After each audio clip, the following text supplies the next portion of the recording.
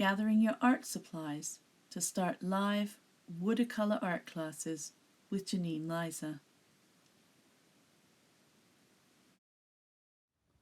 For these classes, we need a few supplies. We need some masking tape for tacking down the paper either to a board or your table. A board is preferable because you can move a board around in order to do some of the techniques like tipping the paint.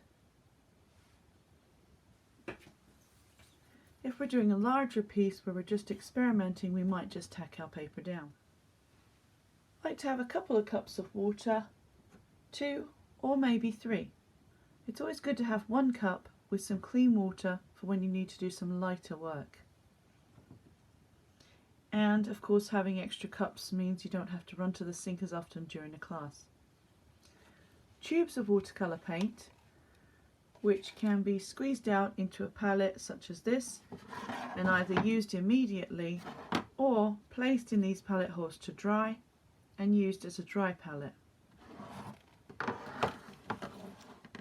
Those techniques will be explained as the classes go on. A pencil with an eraser and a variety of brushes. The basic brushes we start with are the 3/4 inch flat brush for my classes and a size 3 round brush. Now you could also have a size 1 round brush as well for tiny details. Some paper towel. This comes in handy for cleaning your brush, but also some of the techniques that we do. A hairdryer comes in handy for the process of the class because it is a given time. If we need something to dry, it kind of speeds up the drying process and allows for the time to be used well. The paper that we use, what I use, is 140 pound weight watercolour paper, and you can get this in pads by Canson. I think they're called Canson XL, and they're 15 inches by 11 inches. And very often I will cut these in half and use a small, like one of the halves, for one of these boards to do a painting. And sometimes we will cut these in half, and fold those in half and make cards.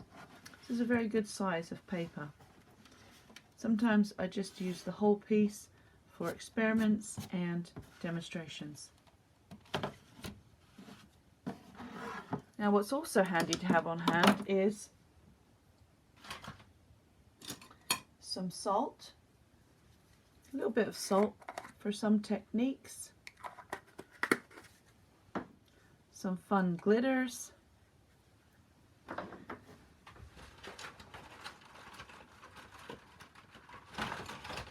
some things you found in the kitchen to use as palettes for making up some colours, different types of palettes just in case you need them, and another variety of brushes. Basically just have a whole bunch of different brushes that you like to try and experiment with. Just have fun picking out brushes that will hold watercolour paint and give you different strokes.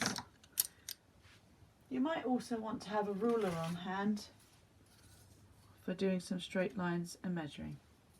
And of course a handy sharpener for that pencil. I get my brushes and my paints from Curry's Art Supply in Markham. I'm not affiliated with the store, but I do love that they have good pricing and good quality items. This is a 3/4 inch flat brush with acrylic hairs, and it can be used from anything from watercolour to oil.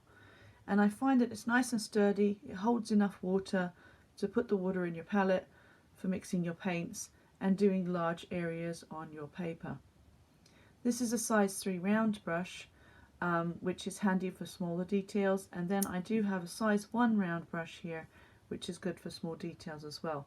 These are the student quality brushes at Curry's Art Supplies.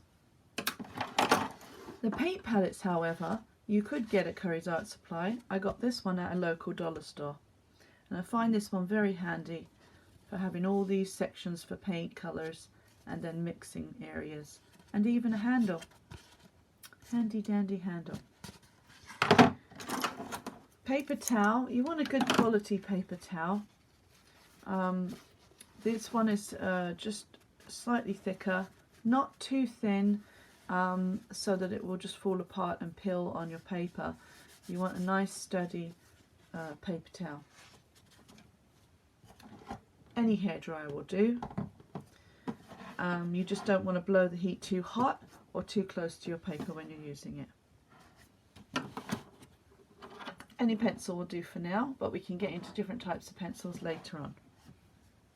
And the paint tubes, you can just get economical paint tubes. Student quality from Reeves is a good one. I use these ones a lot. Now if you want higher end quality, which is a little pricier, you can get the Cotman watercolour tubes. And you'll find that the colours are different with each set of paints that you get, but we can work with all of them. I hope you enjoy seeking out and finding your art supplies, and I look forward to joining you in live online classes. This video is simply to help those who would like to know what they need to get started with watercolour painting, and also inform my students of what we'll be using during our classes. If you'd like more information, go to Janine Liza's Art School on Facebook.